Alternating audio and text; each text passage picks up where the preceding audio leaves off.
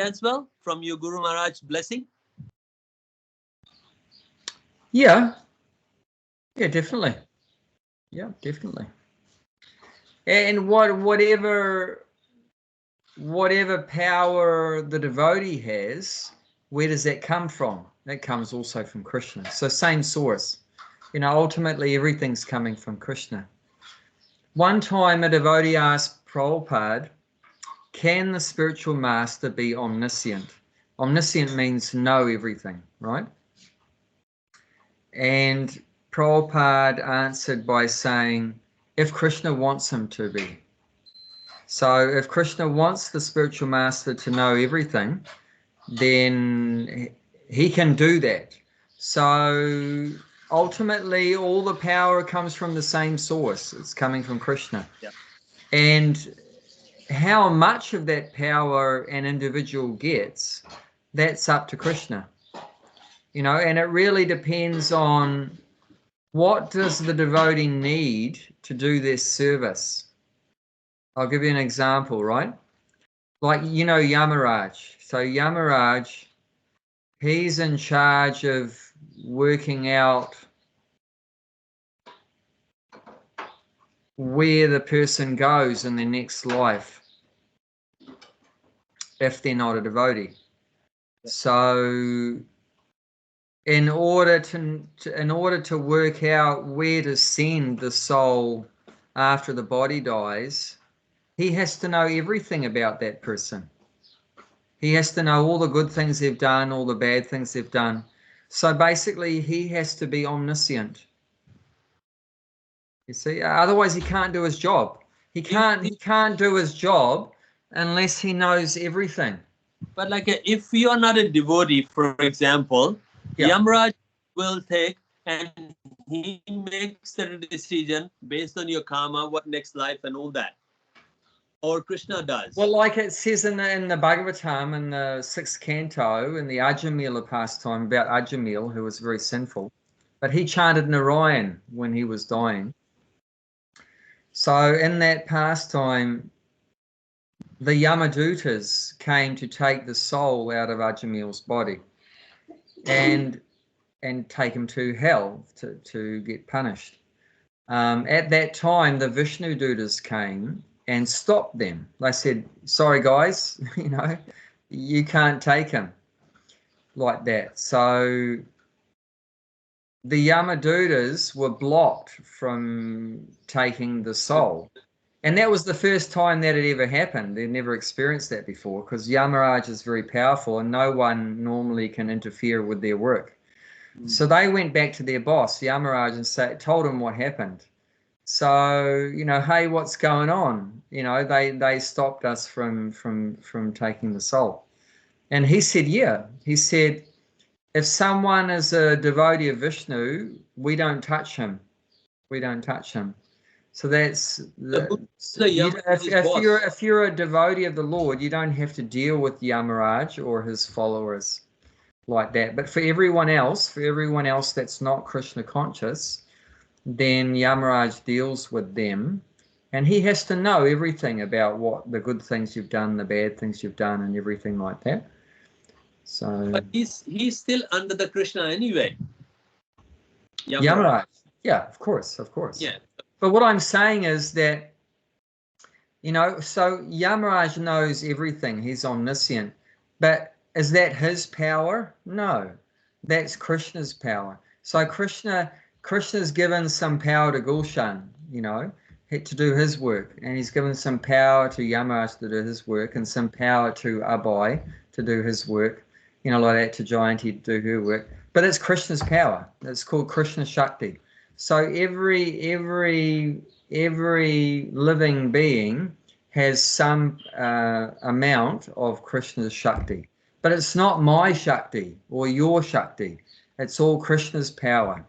And, according to how much you deserve, like that, or how much you need, then you get something like that.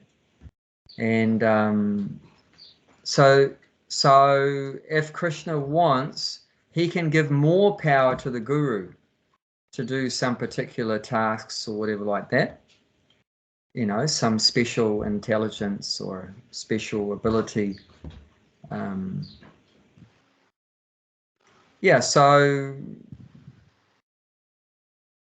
the same things you can get from Krishna, you can get that from the Guru also, potentially. If Krishna wants. If Krishna wants. If Krishna wants. And like, you know, like Arjuna, right? He was famous as the greatest bow fighter with the bow and arrow. Yeah. He was like, you know, incomparable, his skills. Yeah, like that with the bow and arrow, right? But when yeah, just let me I'll just finish this and then you say. And then when Krishna left, after Krishna left, he was given a service to escort Krishna's queens from Dwarka to another place. Yeah. And some small little people came, like pygmies came, and kidnapped them out from Arjuna. And Arjuna was helpless to protect the queens. And he said, like, what happened to me? You know, I'm the holder of the Gandiva bow and everything. And now I previously defeated Bhishma and Dronacharya and everyone. And now I can't even fight some little small people. And then he realized that this power I had with the Gandiva, Krishna has taken it away. So that's Krishna can give you a power and he can take the power away. But because it's Krishna's power, we should always remember that. And if you always remember that, then he may continue to give you more and more power. But if you get proud, and think this is my ability, this is my power, my intelligence, my strength, my money, you know, my beauty and everything like that, then, you know, Krishna may take it away.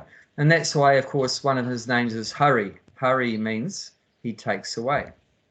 So if something becomes bad for you, then he removes that. You know, if something becomes the cause of your going off the track, then away from Krishna consciousness, then he may remove that, you know, like that, to save you from gliding further into ignorance and like that. Now, you were going to say something? Okay, Arjuna was saying, like, you know, everything is I'm doing. Krishna, what are you doing? Like he just put that bow and arrow in the, you know, the fish eye, looking that on the ball, and the fish was moving. He said, everything I did, that what you did. He said, no, when you bow and arrow, you put that, I make the fish to be a still, so you can put in the eye. No one can see. I make them a still, so you can put the arrow in there. That's my job. You think you are doing? Forget it. You can't do it. It's my job. I put the fish to be constant still, so you can bow it. Arrow in there. Yeah, that's what I'm doing. There, but everything actually, you know, who is giving the strength to be able to pull the bow? Yes, everything. That's coming from Krishna. Yes. Who is giving you the ability to see the fish? That's coming from Krishna. So everything, your eyes, your nose, your mouth, your arms, your legs, you know, your brain, you know, everything is in Krishna's hands, you know. So like that's why a devotee. We're talking. It's not us talking. Is that Krishna's talking? Well, it's Krishna's energy, but Krishna's energy is working according to our desire. All we really have, what's our part? You know, that. So are we really, you know, we're not doing anything at all? Well, in one sense, you know, everything is done by different energies of Krishna. But there is one thing we have some part to play or some control over, and that's our free choice, you know, our desire. So according to how we use our desire, then Krishna will make the arrangements like that. You know, so according to your desire, you can be like Arjuna, you can be a surrendered devotee. Or according to your desire, you can be like Duryodhana. Yeah. You know, you're anti-Krishna or Kamsa. Yeah. You know, you're completely against Krishna. So that's, and then as soon as you make that choice and you go down that path that I'm going to go against Krishna or forget Krishna, then, you know, he will make all those arrangements like that to help you forget him. So if he really wants to bring someone, you know, close you know, let's read, we just read it in the 17th chapter in regards to the demigods. That 17th. same sort of principle came up. Here you go. 7th chapter, text 21. Yeah.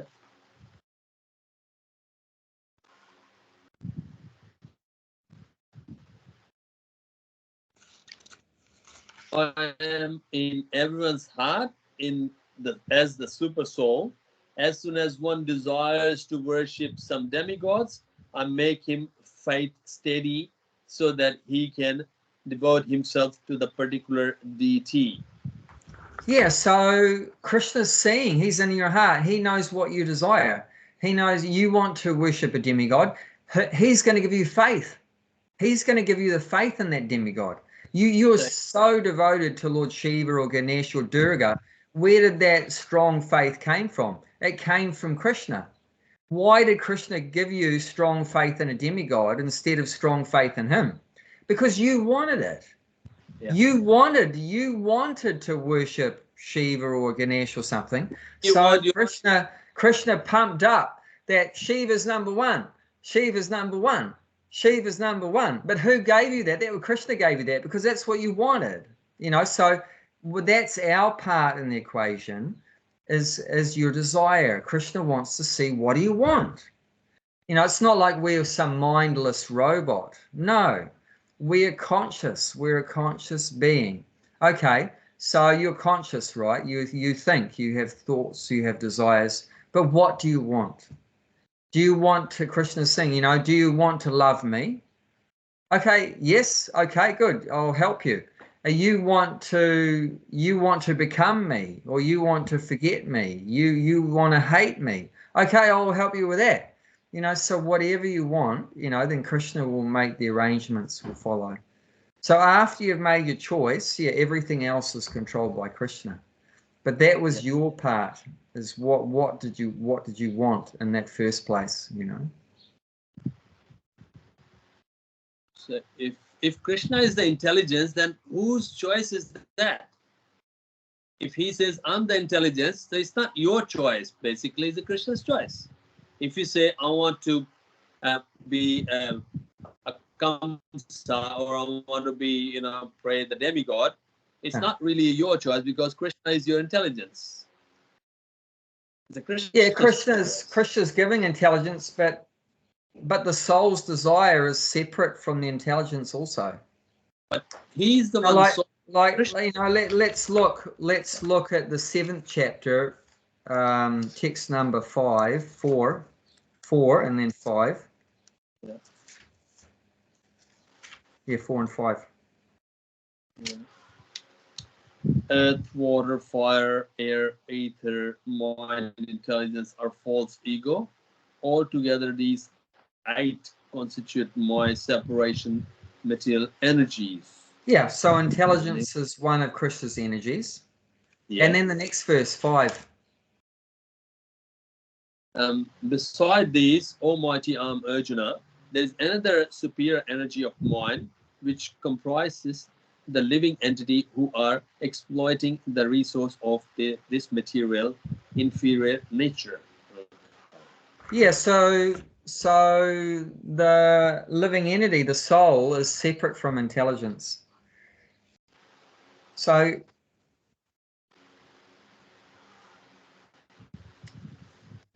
the soul has its own desires, and then Krishna. Soul is the part and parcel of Krishna, isn't it? Yeah, the soul's part and parcel. And why do we have free choice? Because we're part of Krishna, and Krishna has unlimited free choice. So Krishna has unlimited free choice, and we're part of him, so we also have some free choice. And according to how you use that free choice, then Krishna will give you a particular kind of intelligence. He'll either give you, if you use your free choice that you want to serve Krishna, he'll give you intelligence how to serve him better and better and go back to Godhead.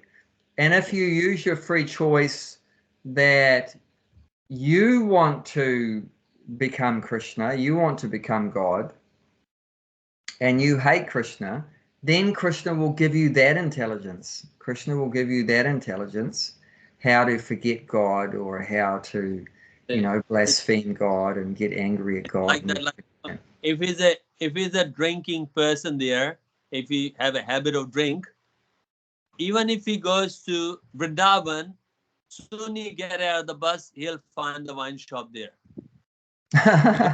That's his desire, and he'll find it, guaranteed. Yeah. Because that's what his desire, and Krishna fulfill. Yeah, that's right. Yeah. And then, so let's look at fourth chapter, text 11. 4:11.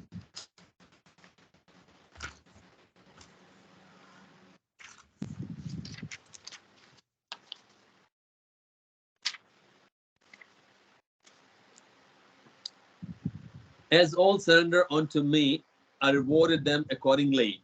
Everyone follows my path in all respects, O son of Partha. Yes. So Krishna's just reciprocating with everyone according to what they want. Isn't it? It's like you want big house, money, you will get it. Yeah. And then you want get a Krishna. You want his creation or you want Krishna. You can't get both. Yeah. So that's our part to play, is what do you want? You know, what do you desire? And then after that, then Krishna does everything. Krishna will make all the arrangements according to that. You know, so yeah, we do these politicians. These politicians have a desire to become. That's why they get it. Like these politicians, you know, they got a desire to become a president, desire to become prime minister, and then Krishna will fill that together. Yeah, they have the desire, and also they've got some good karma.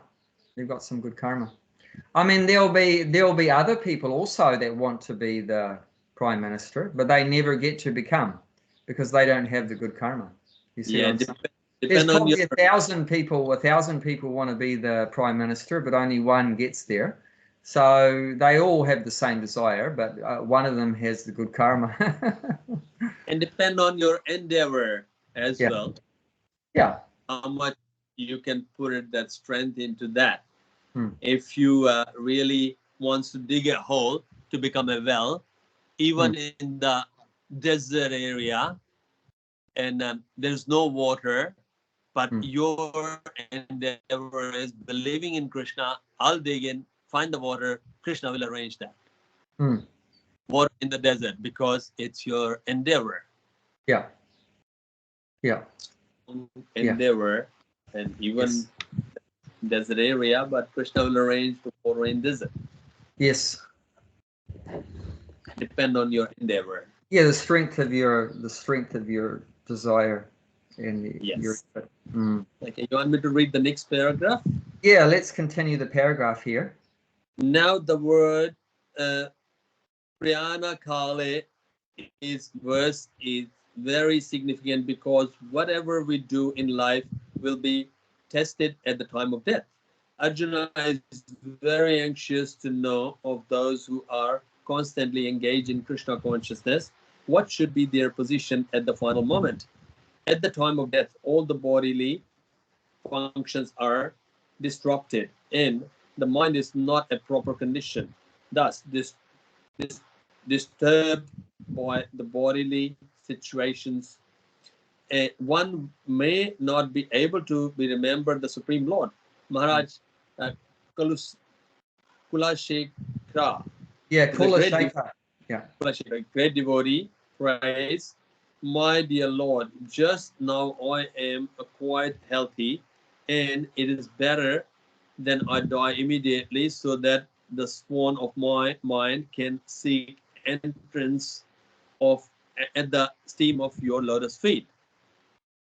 The metaphor is used because the swan, a bird of water, take pleasure in digging into lotus flowers. It's a sporting proclivity is to enter the lotus flower. Maharaja Kulashekhara says to Lord, now my mind is undisturbed and I am quite healthy. If I die immediately thinking of your lotus feet, then I am sure that my performance of your devotional service will become perfect. But if I have to wait for my natural death, then I don't know what will happen. Because at that time, the bodily function will be disrupted, my throat will be choked up, and I do not know whether I shall be able to chant your name. Better let die immediately. Arjuna's questions how a person can fix his mind in Krishna's lotus feet at such a time. But in this one, the question, he says that why am I healthy? I can die now. But what's the guarantee that even if you're healthy, you're dying, and then you still might choke, not get in Krishna's name? There's no such thing. There's no guarantee. There's no guarantee. Okay. Nothing. Maybe But yeah, if you're like a but the devotee knows that Krishna's in control, right? So this is the king, Kulashekhara, is asking. He knows that Krishna's in control, saying, let me die now while I'm in good health and I can chant your name. Yeah. Just take me now, because if I wait till the time of death, when all the prana, the bodily ears, are out of whack, out of balance, then I might be choked up with mucus and I might not be able to chant, So that's a worry, that I may not be able to remember him. And actually there's a beautiful pastime from South India. There's a famous temple there called Sri Rangam, and in that deity is Ranganath. So Ranganath deity is lying down. Okay. Very big deity. And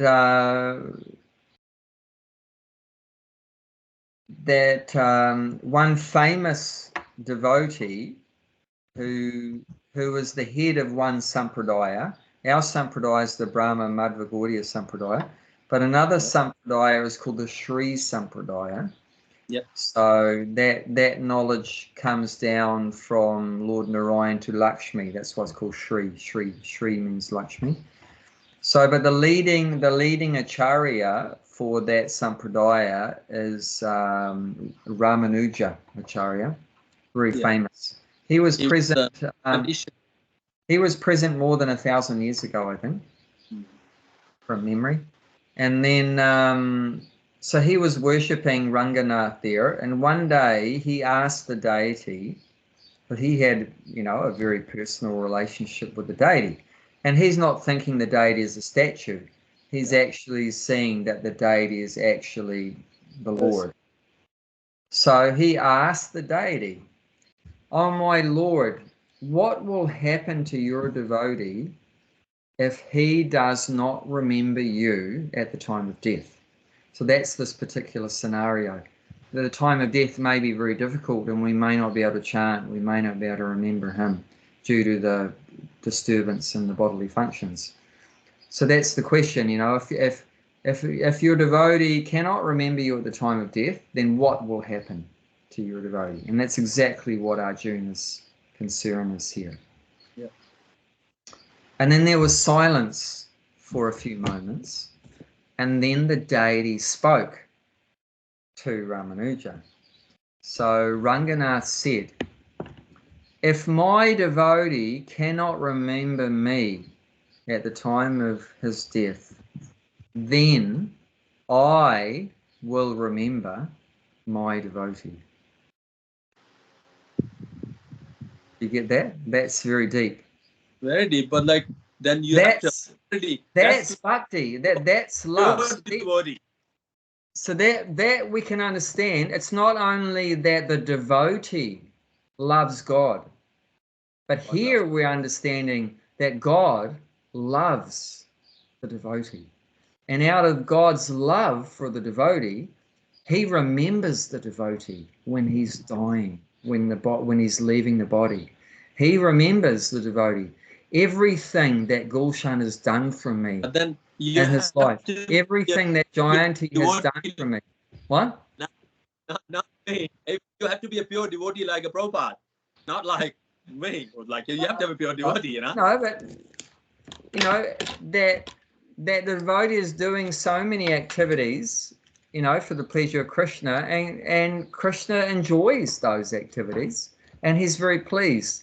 So, you know, every time you chant his holy name, he's pleased. Every time, you know, you sweep the floor in the temple room, or you know, offer some food to him, or make a garland, a mala for him, or you know, distribute a Bhagavad Gita to some ignorant person like that, talk to someone about Krishna, you know, attend a class like that. You know, Krishna's pleased, and he'll remember all these services that we've done, and there's no doubt that, of course, we're trying to love him, but there's no question of him trying to love us. He loves us unconditionally. You know, Krishna loves his parts and parcels, and especially someone's, you know, trying to become a devotee. You know, Krishna loves the devotee, and he'll remember the devotee. So there is some question about whether we're going to remember him at the time of death, or we're not going to remember him. There's some doubts in that, but there's no doubt. Yeah. There's no doubt that there's nothing that can stop Krishna from remembering us. See, Krishna doesn't get Alzheimer's. You know, No. he doesn't get dementia. Krishna doesn't get dementia or Alzheimer's. Krishna doesn't get choked up with mucus. You know, there's nothing going to stop Krishna from thinking of his devotee. There's so many things that can stop us thinking about him. You know, but so that's not very guaranteed. You know, if we had to remember Krishna at the time of death, you know, that's a bit iffy. You know, that's not very guaranteed. But it's much better, you know, if Krishna remembers us, because there's no doubts about Krishna being able to remember us.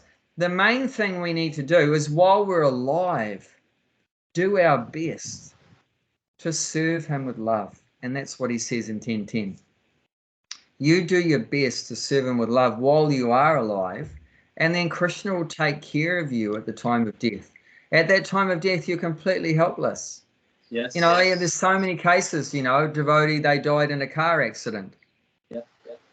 You know, what if you weren't thinking about him, you know, when you got hit by a truck or whatever, you know, like that, or I know some devotees, like they died in their sleep, had a heart attack or something. You know, what if you were dreaming of something other than Krishna? You know, so there's so many doubts, you know, what may be going on. In every breath you are talking about, like, you know, Hare Krishna, Maha Mantra, any breath could be the last one. If every breath you talk about Hare Krishna, any breath could be the last one, then probably chances are you will get the last breath and the Hare Krishna in the breath. Yeah. So we shouldn't actually have any anxiety about our death. We shouldn't have any anxiety about where we're going in our next life. We just, hands up, we leave everything to Krishna.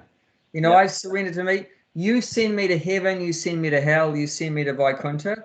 That's completely in your choice, you know. Back here. Whatever. Yeah. So, and that's stress-free living, you know, that's anxiety-free.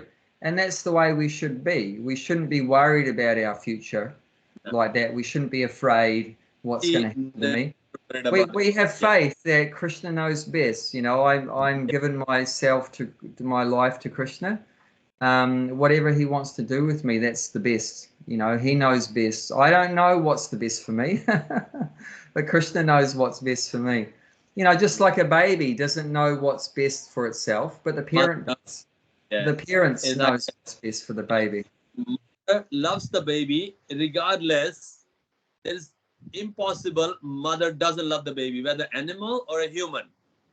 Same like Krishna, he loves us regardless. When the child loves the mother or not, it may be the yes or no, but mother loves to the baby, that's for sure.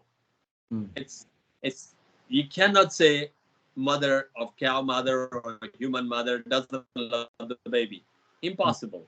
Same like Krishna loves us. We love to Krishna or not, it can be vary, but Krishna love is like there's no doubts about that, no question. So we should be very enthusiastic, knowing that Krishna loves us. Knowing that Krishna loves us, we should be very enthusiastic in serving Krishna, and we don't not keeping anything reserved or holding back. You know, what if I don't make it? What if I don't make it at the time of death and everything? I better have some backup plan B. I better keep a plan B in case Krishna consciousness doesn't work for me. No, a devotee doesn't think like that. We just fully surrendered. We have full faith that Krishna is going to protect us. That's one of the symptoms of a surrendered devotee, is that we have faith that Krishna is going to protect us. Yeah. We have faith that Krishna is going to protect us. Whoever sing for Krishna, have a prasadam, and a dance for Krishna, doesn't have a plan B. Yeah. I dream about that. My Guru Maharaj last week, he came to Bhakti Tree, Radhanath Maharaj. Really? Yes. I dreamt about it. Oh, you dreamt about it? Because, I think he's never been to Australia. No. But in a dream, it doesn't look like a dream. It looks very real. Yeah. Oh, that's nice. He came to Bhakti Tree. Yeah. And he was saying, what service do you do? I said, I make halwa. And I said, you can ask chef. You know, Vishwambar, you know that I make halwa? Because I do make halwa sometimes. He said, yeah, he does make halwa. And I said, see, Maharaj, I do service, as you say that. But then somebody told me that halwa is my Radhanath Maharaj is a favorite. Oh, yeah? Okay. I didn't know that. That's one of the devotees. He said, Radhanath Maharaj's favorite is halwa. I said, really? I said, I didn't know that. But he came to Bhakti Tree. He said, what service do you do? I said, I make halwa. You can ask this. Yeah. Just like so clear the dream is. But in the dream, doesn't look like his dream. It look like real. Wow. Okay, but I make halwa. Okay. That's why we make halwa in the when we went to the camping, because Radhanath Maharaj like halwa. Okay. Halwa. Nice. That's very auspicious. Yeah. Yeah. It's just but it's like whenever the dream comes that you don't know, because I've got a picture of Radhanath Maharaj and then Prabhupada and then Panchtattva. That's why I offer. So through the Radhanath Maharaj, it goes up to, he forwarded to, because I haven't got the the strength to go to that far. I can only reach to Radhanath Maharaj, but he can offer that too further. Yes. The Prabhupada and the Panchtattva. Yeah. I can't go to. Well, that's the thing. If we keep going like that, and then no doubt in my mind, we'll be like when we leaving the body, same like a Prana Prabhu, hopefully. Yeah, I mean, I think Prana Prabhu's passing away has been a source of great inspiration for a lot of devotees, I'm sure. Yeah, very auspicious, very good. It was like a departure. Here he was in a new Gokula. I used to have a prasadam in him. I don't go near to him because he's a very senior devotee, and I'm not his level, because when he talks, like I'm just ignorant. I'm a baby. But one devotee says, no, you can go. You were sitting under the tree alone having the prasadam. So, and then he said, no, he go. He's very, very gentle, very humble devotee. But I said, but he's a senior devotee. I'm not nowhere near like him. I can't go. He said, no, you go. Then I took the flight and have a prasadam with him. And he was talking that, okay, service you do. I said, just in a Bhakti tree. This. Okay. Yeah, he's very humble, very same like a Radhanath Maharaj. Very, very, even his wife, Chandragauri Mataji, we have to listen very carefully because she is so slow, like very humble. The voice is very low pitch. You have to go closer to listen to that. Nice, it's very, and I look like it's no sound. How humble, like we're like a cockatoo. A question I have: where were they staying at the farm? Where did they stay while they were there? Oh, I don't know, but they were staying somewhere. They were like Chandrakoti Matarani, Mataji, they were doing the service fruit offering. So they were staying in one of the cabin maybe.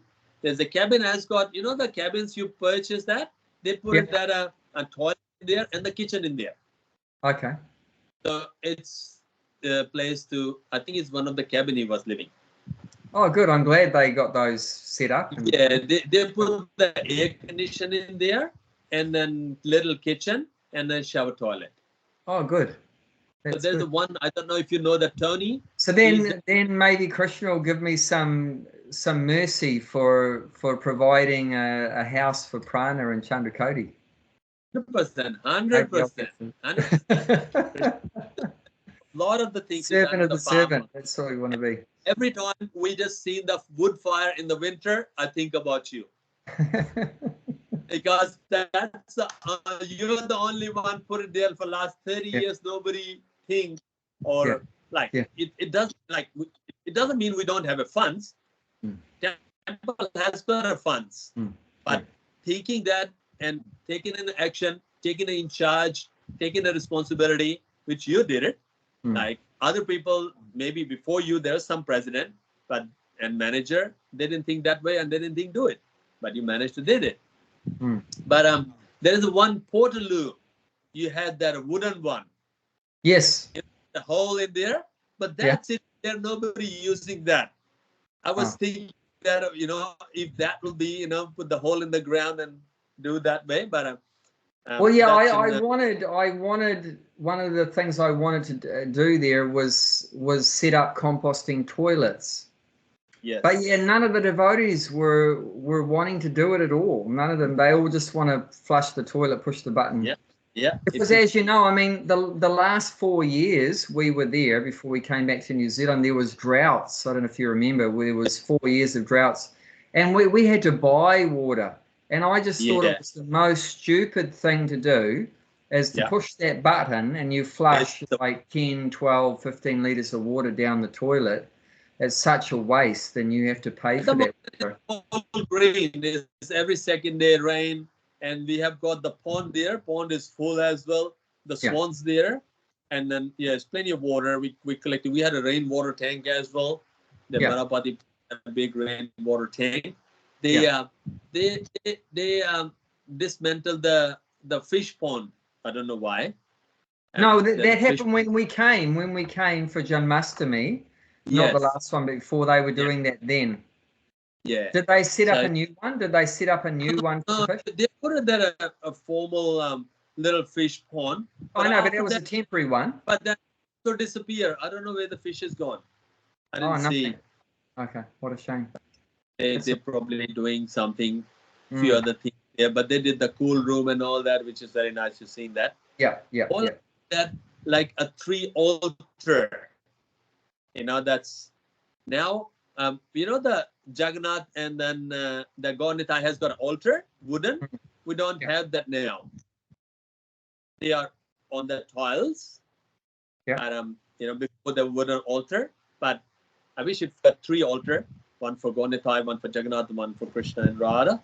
But last year that, no, not last year, 2022, we went there in India, like me and that Chitrup, and he went there to Ujjain to order the altar.